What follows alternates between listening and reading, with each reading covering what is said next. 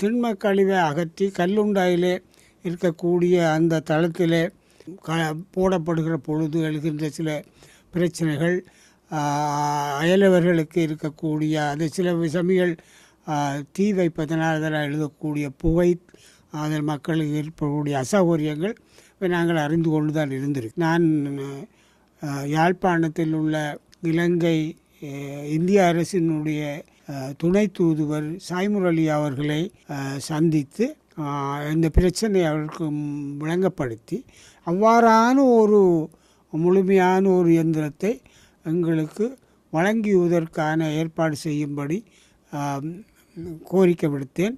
அவர்கள் அதை சாதகமாக பரிசீலிப்பதாக எனக்கு சொல்லியிருக்கிறார்கள்.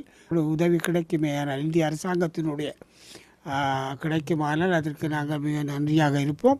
இவ்வளவு காலம் இருந்த இந்த பிரச்சனை இப்பொழுது ஒரு அரசியல் பிரச்சனையாக்க முயற்சிப்பது வருத்தத்துக்குரியது. தீவிரமாக செயல்பட்டு நாங்கள் அந்த நடவடிக்கை எடுப்போம்.